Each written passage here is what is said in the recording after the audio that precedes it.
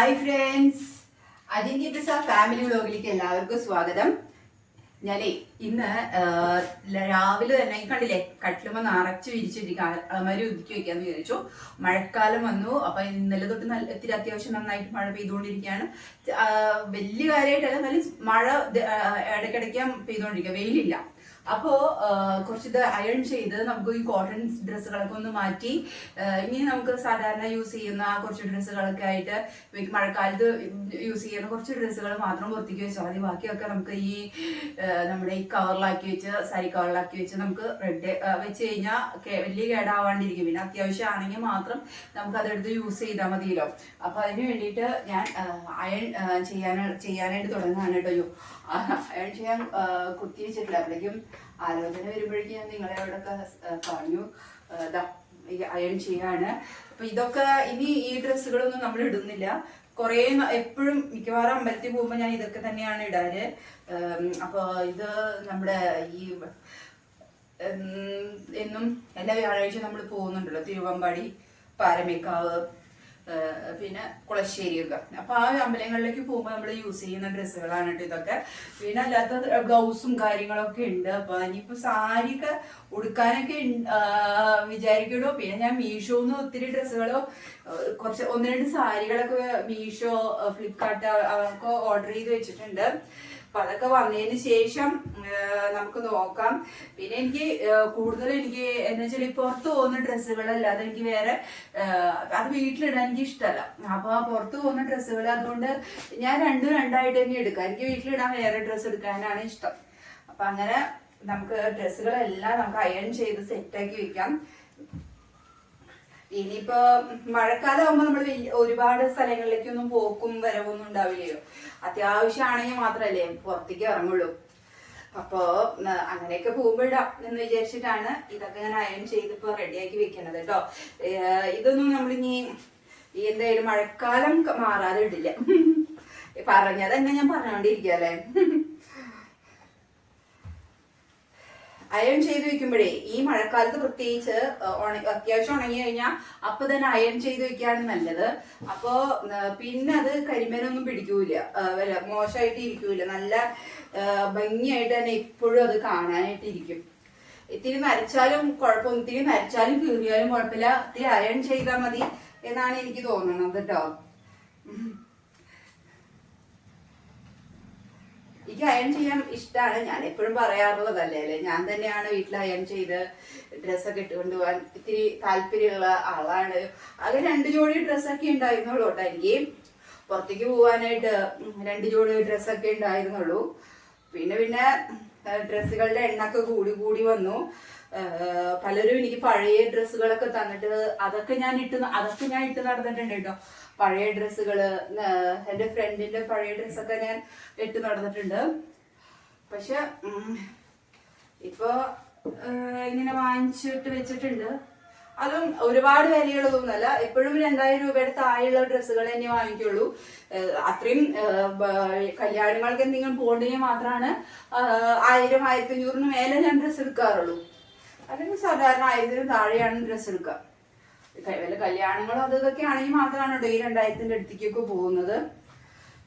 വല്ല 500. ഇതായത് ഈ ഇപ്പൊ അയൺ ചെയ്തുകൊണ്ടിരിക്കുന്നത് ഫെസിയോന്ന് മേടിച്ച ഡ്രസ്സാണ്. ഈ ഒരു ചുരിദാർ ഫെസിയോന്ന് വാങ്ങിച്ചതാണ്. പക്ഷെ ഇതിന് എത്ര 150 രൂപ ഉണ്ടായിരുന്നുള്ളൂ അന്ന് വാങ്ങിക്കുമ്പോൾ. ഓഫറിൽ മേടിച്ചതാണ്. ഇപ്പോഴും അത് കേടായിട്ടൊന്നുമില്ല. അത്യാവശ്യം ഈ കളറ് മങ്ങിയിട്ടുണ്ടാവുമായിരിക്കും. കോട്ടൺ, പ്യുവർ കോട്ടൺ ആണ്. അപ്പൊ അതിന്റെ ഒരു വ്യത്യാസം ഉണ്ടാവും. പക്ഷെ ഞാൻ എന്നാലും കളയില്ല. അത്ര ഇഷ്ടമാണ് എനിക്ക് ഈ ഡ്രസ്സ്. അതുകൊണ്ട് അത് യൂസ് ചെയ്ത് നടക്കാണ് കേട്ടോ. ഇത് എന്താ പറയാ, എനിക്ക് എപ്പോഴും എന്റെ വീട്ടില് ഞാനാണ് എല്ലാവർക്കും ഡ്രസ്സ് സെലക്ട് ചെയ്ത് കൊടുക്കുക. അതേപോലെ എനിക്ക് ഇപ്പൊ കല്യാണം കഴിഞ്ഞ് വന്നതിന് ശേഷം എനിക്കാണ് എന്റെ ഹസ്ബൻഡ് ഡ്രസ്സ് സെലക്ട് ചെയ്ത് തരുന്നത്. അല്ലെങ്കിൽ ചിലപ്പോ ഒറ്റയ്ക്കൊക്കെ പോകുമ്പോ എടുക്കും. ഇപ്പൊ ഓൺലൈനൊക്കെ എടുക്കുമ്പോ എന്റെ ഇഷ്ടത്തിന് തന്നെയാണ് എടുക്കുക. ചോദിക്കും ഇത് ഭംഗിയുണ്ടോ എന്താണെന്നൊക്കെ ചോദിക്കും.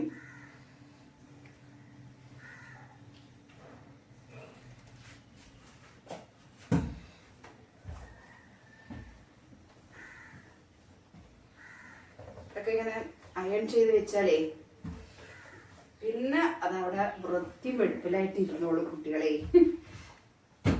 അങ്ങനെ അത് അയൺ ചെയ്ത് ഇനി നമുക്ക് ഓരോന്നായിട്ട് നമുക്ക് അയൺ ചെയ്തെടുക്കാം. അങ്ങനെ നല്ലപോലെ ഡ്രസ്സുകളെല്ലാം തേച്ച് ഒതുക്കി മടക്കി ഞാൻ അലമാരിയിലേക്ക് വെച്ചു. ഉപയോഗിക്കാത്ത കോട്ടൻ്റെ ചുരിദാറുകളൊക്കെ അത് വേറെ ഒരു ഭാണ്ഡക്കെട്ടിലേക്ക് ആക്കി ഒക്കെ ഞാൻ അലമാരിയിലേക്ക് എടുത്തു വെച്ചു കേട്ടോ. കുറേ തേക്കാനുണ്ട്, എൻ്റെ നടു കലങ്ങിന്ന് തന്നെ പറയാം. എന്നാലും തേച്ച് കഴിയാത്ത തേച്ച് കഴിയാത്ത എല്ലാ സാധനങ്ങളും അവിടെ വെച്ചിട്ട് എനിക്ക് വേറെ പണികൾ കുറേ ഉണ്ടായിരുന്നു. അപ്പോൾ ഫുഡ് കഴിച്ചിരിക്കാണ്ടേ രാവിലെ ഞാൻ 9:30 വരെയാണ് കേട്ടോ അയൺ ചെയ്യാനായിട്ട് നിന്നത്. അപ്പോൾ അത്ര ബുദ്ധിമുട്ടി പോയി. കുറേ ഡ്രസ്സുകൾ എന്ന് വെച്ചാൽ കഴുകി ഞാൻ അങ്ങനെ തന്നെ വെച്ചു. മടി പിടിച്ചിട്ട് ഇരുന്നിട്ടേ ഞാൻ തന്നെ ഇതൊക്കെ ചെയ്യണമല്ലോ. അങ്ങനത്തെ ഒരു പരിവായിക്ക്. ഇനി നമുക്കിവിടെ കുറച്ച് പണിയുണ്ട്. ചേട്ടൻ ചോറ് വേണ്ടിയിട്ടും ഇന്ന് ചേട്ടൻ പാലക്കാട് പോയതാണ് ഞാൻ കേട്ടോ. ഞാൻ ഒന്ന് ഫുഡ് പിന്നെ ചേട്ടൻ കൊണ്ടുവന്നത്. അപ്പൊ ഞാൻ എന്തായാലും എനിക്ക് ഉള്ളത് ഉണ്ടാക്കണ്ടേ. അപ്പൊ ഞാനിപ്പോ ചെറുപയർ വേവിച്ച് വെച്ചിട്ടുണ്ട്. ഒരു ചെറിയൊരു എരിശ്ശേരി പോലെ വെക്കാം. പിന്നെ ചോറ് തിളപ്പിച്ചു കൂട്ടാനുണ്ട്, മീൻ വറക്കാനുണ്ട്. മീൻ കുറച്ച് സുന്ദരിക്ക് വേവിച്ച് വെച്ചിട്ടുണ്ട്. ഇനി ഞാൻ ഈ അടുക്കള പണികൾ അങ്ങോട്ട് തുടങ്ങട്ടെ. അപ്പൊ ചോറും കൂടെ 9 മണി കഴിഞ്ഞു. അപ്പൊ ഞാൻ ഇതുവരെ ഒന്നും ഉണ്ടാക്കിയില്ല, വിശന്നിട്ട് വയ്യ. അപ്പൊ ഞാൻ ഈ ഓരോ കാര്യങ്ങൾ ചെയ്യട്ടെ കേട്ടോ.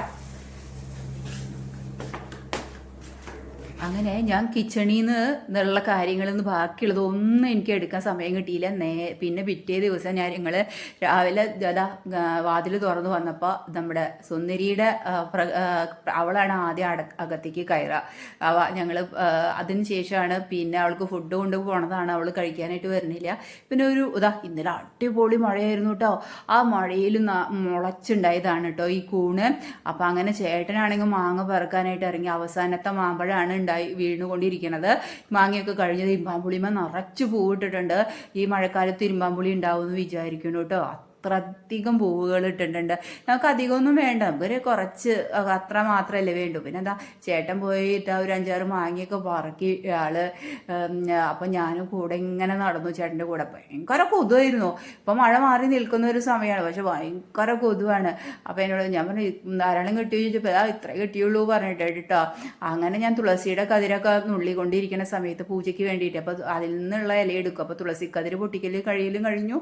പിന്നെ നമുക്ക് ഇല എടുക്കും ചെയ്യാലോ എന്ന് വിചാരിച്ചിട്ട് അങ്ങനെ അതൊക്കെ പൊട്ടിച്ചെടുക്കായിരുന്നു കേട്ടോ. അപ്പോൾ ആളാണ് ചേട്ടൻ കുരുമുളകും കൂടി പറക്കാനായിട്ട് പോയി. അപ്പോൾ ചേട്ടൻ ഷർട്ട് ഇടാതെ ഇല്ല ഉണ്ടായിരുന്നത്. വേഗം ഒരു ടീഷർട്ട് എടുത്തിട്ടിട്ടാണ് കേട്ടോ കുരുമുളക് പറക്കാനായിട്ട് നിൽക്കുന്നത്. അപ്പോൾ നമ്മുടെ സുന്ദരി കൂടെ തന്നെ ഉണ്ട് കേട്ടോ. അവളും ഒപ്പം നടക്കുക. ചേട്ടൻ്റെ അടുത്ത് ഭയങ്കര പറ്റാണ്. അപ്പോൾ ഓരോരോ പിന്നെ ഇതാ കാട്ടുചേനയൊക്കെ മുളച്ചിട്ടുണ്ട്. കാട്ടുചേനയൊക്കെ മുളച്ച് നിൽക്കുന്നുണ്ട്. ഈ മഴ പെയ്ത് കഴിഞ്ഞൊക്കെ തന്നെ കുറേ ഐറ്റംസ് ഇങ്ങനെ മുളച്ച് വരുമല്ലോ. അപ്പോൾ അതെല്ലാം കണ്ടിങ്ങനെ നടക്കുകയാണ്. ഇത് അവൾ കാണിക്കണൊക്കെ നല്ല രസമുണ്ടല്ലേ. നമ്മൾ സൈക്കിള് ജുബ. അപ്പോൾ അജിന്തി ബ്രിസ ഫാമിലിയുള്ള സൈനിങ് ഓഫ്. ടാറ്റ, ബൈ ബൈ.